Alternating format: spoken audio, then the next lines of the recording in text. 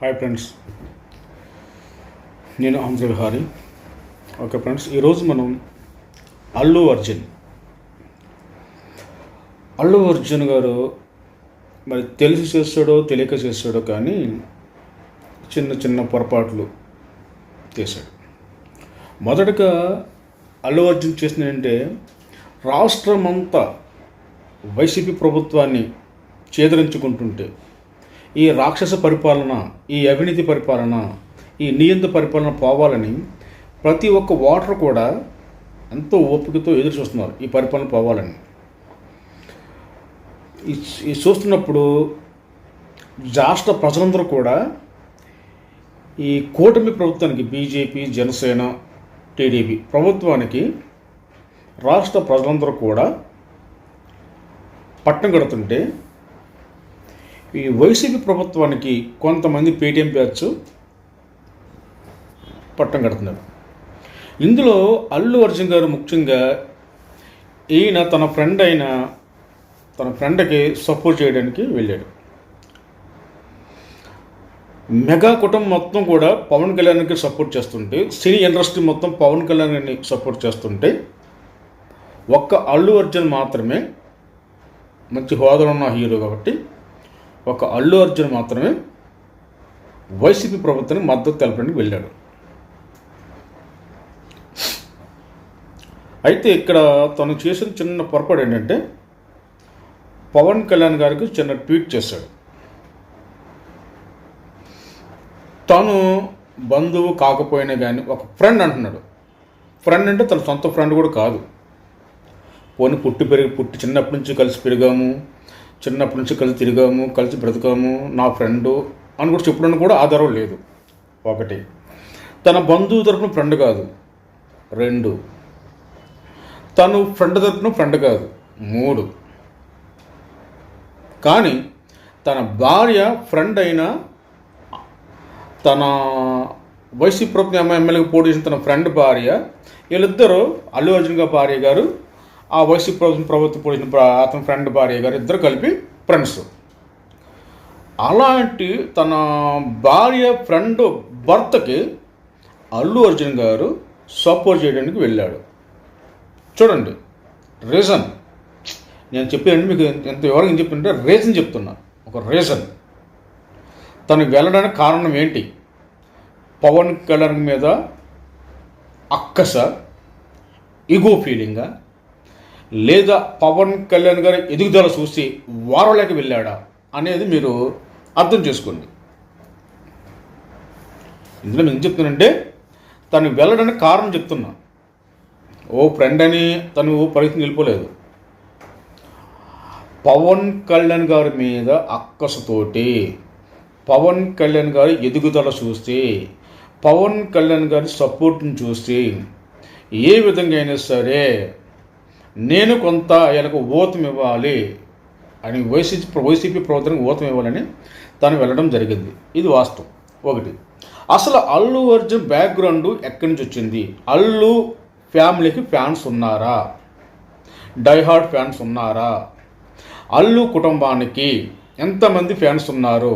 ఇప్పుడు చెప్పుకున్న ఫ్యాన్స్ అందరూ కూడా ఎక్కడి నుంచి వచ్చారు? అల్లు అర్జున్కి ఏ బేసిక్ మీద అల్లు అర్జున్ పునాది వేసుకుని ఉన్నది ఒకసారి చూసుకుందాం. ఫస్ట్ తను చిరంజీవి గారి పేరు చెప్పుకొని సినీ ఇండస్ట్రీలోకి బయటకు వచ్చాడు. చిరంజీవి గారి పేరు చెప్పుకొని సినీ ఇండస్ట్రీలోకి ఆయన అడుగు పెట్టాడు. తన తండ్రి పేరు చెప్పుకోలేదు, తన తాత పేరు చెప్పుకోలేదు. ఎంతసేపు మెగా ఫ్యామిలీ బేస్ మీద పునాది వేసుకొని ఆ పునాది మీద నిలదొక్కున్నాడు కొన్ని సినిమాల వరకు. అప్పటి నుంచి ఎప్పుడైతే మెగా కుటుంబం కలిగిన ఫ్యాన్స్ అందరూ, డాహాయిడ్ ఫ్యాన్స్ అందరూ కూడా అల్లు అర్జున్ గారిని ప్రోత్సహించారు, అల్లు అర్జున్ గారిని సపోర్ట్ చేశారు. ఇది వాస్తవం. ఇది ఓన్లీ మెగా కుటుంబం ఫ్యాన్సే అల్లు అర్జున్ గారు ఈ స్థితికి రావడానికి చాలా సపోర్ట్ చేశారు, చాలా ముందుకు తీసుకెళ్లారు. అలాంటి మెగా ఫ్యాన్స్ని అల్లు అర్జున్ గారు చాలాసార్లు హర్ట్ చేస్తారు. సాధారణంగా అల్లు అర్జున్ ఆడియో ఫంక్షన్ జరిగితే ఆడియో రిలీజ్ కానీ ఆడియో ఫంక్షన్ కానీ సినీ జరిగినప్పుడు మెగా ఫ్యాన్స్ ఎక్కువ వెళ్తారు అక్కడికి. చూడండి, 80% మెగా ఫ్యాన్స్ ఉంటే 20% అల్లు అర్జున్ ఫ్యాన్స్ ఉంటారు.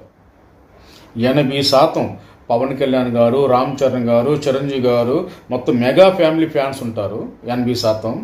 20% అల్లు అర్జున్ ఫ్యాన్స్. ఇది గుర్తుపెట్టుకోవాలి. అల్లు అర్జున్ ఫ్యాన్స్ ఉన్నారు, అది 20%. మెగా ఫ్యాన్స్తో పోలిస్తే 20% ఉన్నారు అల్లు అర్జున్కి. అలా మరి అటువంటి మెగా ఫ్యాన్స్, మెగా కుటుంబం బ్యాక్గ్రౌండ్తో పునాది తీసుకుని వచ్చిన అల్లు అర్జున్ ఈరోజు అదే మెగా కుటుంబాన్ని నాశనం చేయాలని, పాడు చేయాలని, వాళ్ళకంటే గొప్పగా ఎదగాలని ప్రయత్నం చేస్తున్నాడు. ఇది వాస్తవం. చిరంజీవి గారు ఎన్ని దెబ్బలు తింటే, ఎన్ని సినిమాలు ఆయన హిట్లు కొడితే, చిరంజీవి గారు ఒక్క సినిమా కాదండి, కొన్ని సినిమాలు హిట్లు, బ్లాక్ బస్టర్లు. మరి అటువంటి ఆయనతో నీకు పోటీయా? ఒక్క 4 సినిమాలు హిట్ అయ్యేటికి నీకు ఆయనతో పోటీ వచ్చేసిందా? అంటే మెగాస్టార్ చిరంజీవి గారిని తొక్కేయాలన్నంత ఆలోచన నీకు వచ్చేసిందా? ఇప్పుడంటే సోషల్ మీడియా వచ్చి నువ్వేది ఏదో తోపుగాడిని, పెద్ద హీరోని అనుకుంటున్నావేమో. ఏ సోషల్ మీడియా లేనప్పుడు, ఏ టీవీలు లేనప్పుడు చిరంజీవి గారు మెగాస్టార్ అయ్యాడు. ఓన్లీ మౌత్ పబ్లిసిటీతో, మౌత్ టాక్తో చిరంజీవి గారు మెగాస్టార్ అయ్యాడు. పవర్ స్టార్ ఆయనగా అయ్యాడు. పవర్ స్టార్ అన్న పేరుతో వచ్చాడు. ఈరోజు కూడా తన అన్నని ఎప్పుడు తక్కువ చేసి మాట్లాడలేదు, తక్కువ చేసి చూడలేదు. ఎందుకంటే ఆయన పేరు చెప్పుకొని సినీ ఇండస్ట్రీలోకి వచ్చాడు. ఆయన పేరుతోటే రాజకీయాలు ప్రవేశించాడు. కానీ అన్నని ఎప్పుడైనా ఎక్కడ దూషించలేదు. మనసులో ఎన్ని బాధలు ఉన్నా, ఎన్ని ఉన్నా సరే తన అన్నని ఎప్పుడు దూషించలేదు. తన అన్నకన్నా ఎప్పుడు తన గొప్పని అని ఎప్పుడు ఆయన అహం చూపించలేదు. అదేందా పవన్ కళ్యాణ్ వరుస 20 సినిమాలు ఫ్లాప్ అయినా కానీ ఆయన క్రేజ్ తగ్గదు. నువ్వెంత ఒక్క 4 సినిమాలు ఫ్లాప్ అయినా అనుకో, నేను ఎవడు దేగడు ఇంకా. మరి అలాంటి మెగా ఫ్యామిలీ పునాది వేసుకుని వచ్చిన నువ్వు ఎవరికి సపోర్ట్ చేస్తున్నావు ఈరోజు? నువ్వు ఎవరు సపోర్ట్తో ఎదిగావు, ఎవరు సపోర్ట్తో ఈ స్థాయికి వచ్చావన్నది మర్చిపోయావా? మెగా ఫ్యామిలీ ఫ్యాన్స్ గుర్తుపెట్టుకో. మెగా ఫ్యామిలీ ఫ్యాన్స్ లేకపోతే ఈరోజు నువ్వు ఎక్కడ ఉండేవాడివి? నేను ఎవ్వడదు ఎక్కడో. ఫస్ట్లో నీ సినిమాలు చాలా విమర్శలు వచ్చినాయి, కానీ మెగా ఫ్యాన్స్ నిన్ను సపోర్ట్ చేసి, నిన్ను ఎంకరేజ్ చేసి నువ్వు ఈ స్థాయికి రావడానికి మూల కారణం మెగా ఫ్యామిలీ ఫ్యాన్స్. అది గుర్తుపెట్టుకో. ఇప్పుడంటే గత 4-5 సంవత్సరాల బట్టి నీకు 5 సంవత్సరాల బట్టి నీకు ఫ్యాన్స్ వచ్చారు తప్పించి అంతకుముందు నీకు ఫ్యాన్స్ లేరు. ఎవరో ఫ్యాన్స్ వాళ్ళు మెగా ఫ్యాన్స్ నీకు ఉన్నావు సపోర్ట్ చేసింది. నీ సినిమాలు ప్రమోట్ చేసి నీ సినిమాలు ఆడించిన కారణం మెగా ఫ్యాన్స్. అది మర్చిపోతున్నావేమో నువ్వు. ఈ రోజు 4 సినిమాలు చేయి, 4 సినిమాలు ఇచ్చేటప్పటికి 4 స్టైల్గా నువ్వు ఏదో బిల్డప్ ఇచ్చేటికి నీకు ఫ్యాన్స్ ఏర్పడ్డా తప్పి అంతకుముందు నీకు ఉన్న ఫ్యాన్స్ ఎవరు? Mega fans. అది నువ్వు మర్చిపోతే ఎలాగా?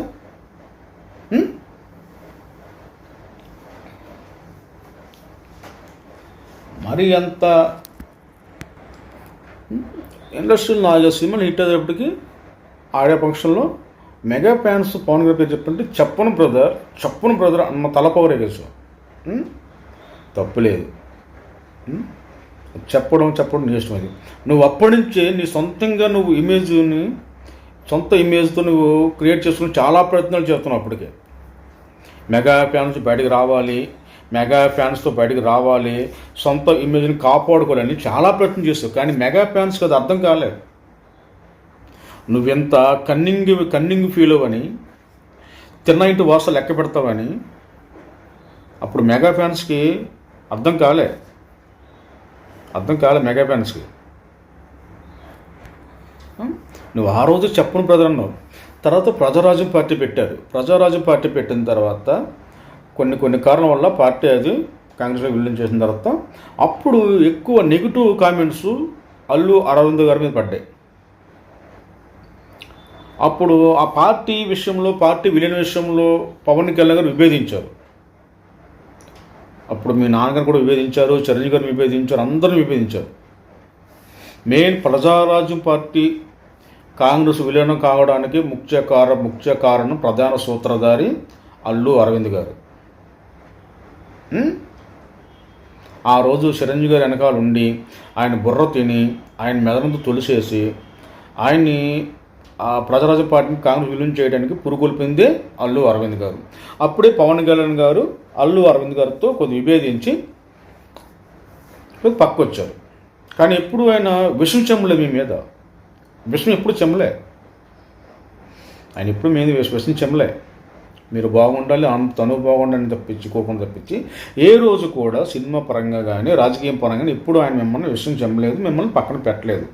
ఇది వాస్తవం. ఇది ఆయన అక్కడ దాకా చేయడు కూడా. కానీ అప్పటి నుంచి నువ్వు పవన్ కళ్యాణ్ మీద చాలా నువ్వు నెగిటివ్గా ఆలోచించడం మొదలుపెట్టావు. పవన్ కళ్యాణ్ స్థాయి ఎక్కడ, నీ స్థాయి ఎక్కడ? నీకు డబ్బు ఉంటే డబ్బు ఉండొచ్చు, వరుసగా నీకు 3 సినిమాలు ఫ్లాప్ అయినాయి అనుకో, మరోసారి మళ్ళీ ఎవడన్నా వచ్చి సినిమా చూస్తాడా? చూడగదా. మరి పవన్ కళ్యాణ్ గారు వరుసగా 10 ఫ్లాప్లు పడ్డా కానీ ఎక్కడ కలెక్షన్ తగ్గదు, మళ్ళీ 11 సినిమాకి రెడీ అయిపోతారు. మరి మీకు అలా కాదు కదా. ఎప్పుడు కూడా ఎంత ఎదిగినా ఒదిగి ఉండాలి. అది చిరంజీవి గారిని చూసి నేర్చుకో, పవన్ కళ్యాణ్ గారు చూసేసుకో. తను తగ్గించుకున్నవాడు హెచ్చింపబడతాడు. అర్థమైందా? ఇది మర్చిపోకు. ప్రజారాజ్యం పార్టీ విషయంలో పెట్టుకున్నావు. అప్పటి నుంచి కూడా పవన్ కళ్యాణ్ గారి మీద నువ్వు విషయం చెమ్మడానికి ప్రయత్నించావు. తర్వాత చిరంజీవి గారిని కూడా నువ్వు చాలా తక్కువ చేసి, చాలా చులకనగా చేసి, చాలా ఆయన పక్కన పెట్టావు. నువ్వు మెగాస్టార్ ఆయన. అటువంటి మెగాస్టార్ని ఒక్కనొక సమయంలో నువ్వు ఏం చేసావో ఒక్కసారి చూడు, అక్కడ చూపిస్తావు సార్, చూడు నువ్వు ఏం చేస్తావు. మీ తండ్రి కొడుకులు నువ్వు అంటే నువ్వు చిరంజీవి గారి కన్నా తోపువా, నువ్వు చిరంజీవి గారిని గొప్పవాడు నువ్వు అంటే చిరంజీవి గారిని మూల పెట్టేసి మీ అన్నదమ్ములు ఇద్దరు వెంకయ్యనాయుడు పక్కన నుంచొని సాలో గొప్ప చిరంజీవి కనీసం ఆయన పక్కన పెట్టుకోవాలి కదా మీరు. ఆయన వెంటనే రామ్ చరణ్ చూశాడు కాబట్టి వెంటనే పక్కకు లాక్కొని తన పక్కన నుంచి పెట్టుకొని తన తండ్రి స్థానాన తన పక్కన పెట్టుకున్నాడు. చూడు ఆ వీడియో చూడండి ఒకసారి.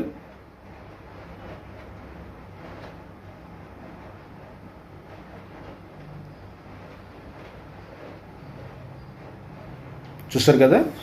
అప్పటి నుంచి కూడా అల్లు అర్జున్ గారు తన సొంత ఇమేజ్ని, సొంత టాలెంట్ని బయట పెట్టుకుందాం, నాకు పేరు తెప్పించుకుందామని ప్రయత్నం చేశాడు. మంచిది.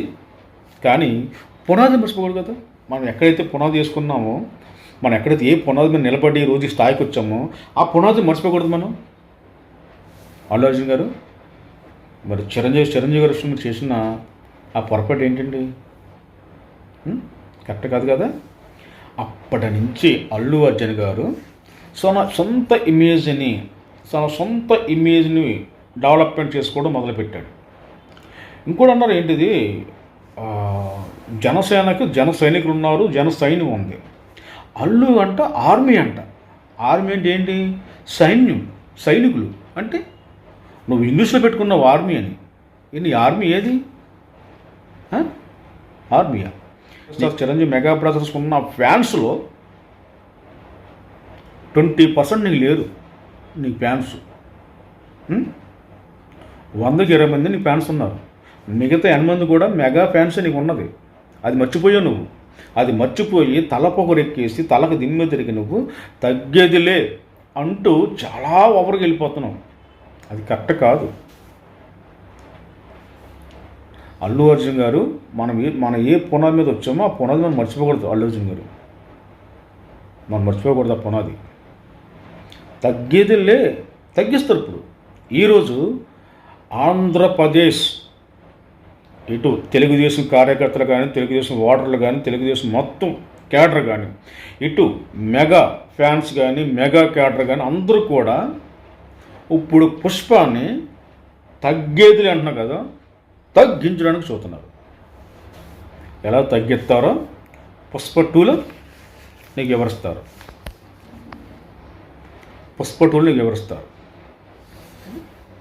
చిరంజీవి గారిని పక్కన పెట్టంత గొప్పడైపోయావు నువ్వు.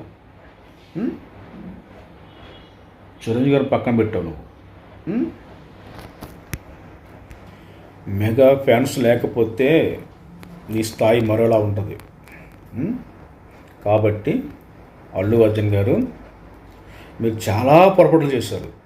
కానీ మెగా కుటుంబం మిమ్మల్ని ఎప్పుడు కూడా పోనీలే చిన్నపిల్లాడు తెలియదులే అని వదిలేస్తారు. కానీ ప్రత్యక్ష రాజకీయాల్లో రాష్ట్రమంతా అల్లకొల్లంగా ఉన్నప్పుడు, రాష్ట్రమంతా ఒక వైపుకి వచ్చినప్పుడు మీరెళ్ళి ఒక అవినీతి పార్టీ తరపున, ఒక దొంగల పార్టీ తరపున, ఒక రౌడీ పార్టీ తరపున, ఒక హంతకుల పార్టీ తరపున మీరు వెళ్ళి నిలబడి సపోర్ట్ చేశారు.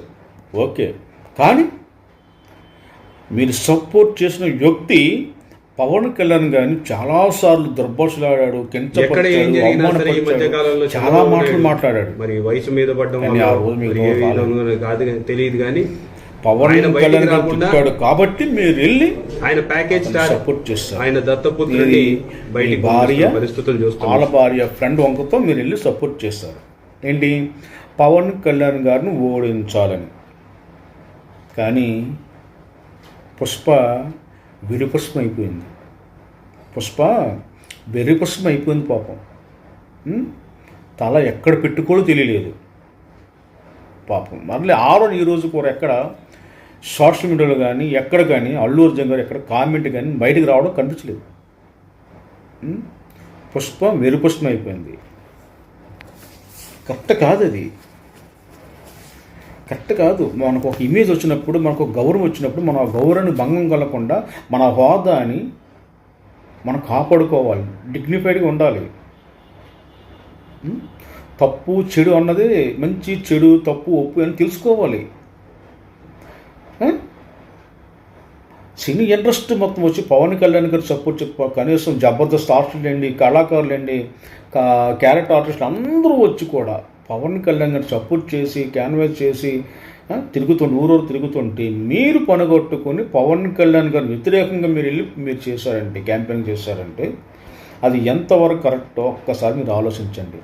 మెగా ఫ్యాన్స్ మిమ్మల్ని ఒక్కసారి కన్నెరసి చూస్తారంటే, ఎవరో మెగా ఫ్యాన్స్, జన సైనికులు, టీడీపీ క్యాడర్ మిమ్మల్ని కన్నెర చేశారంటే మీ పరిస్థితి ఏంటి? మీ పరిస్థితి ఏంటి ఇప్పుడు? ప్యాన్ ఇండియా స్టార్ కాదు, పాన్ పరాగ్ స్టార్ అయిపోతారు ఇప్పుడు మీరు. అర్థమైందండి? ప్యాన్ ఇండియా స్టార్ని విర్రబీగుతున్నారేమో, పాన్ పరాగ్ స్టార్ అని చెప్తున్నాము ఇప్పుడు.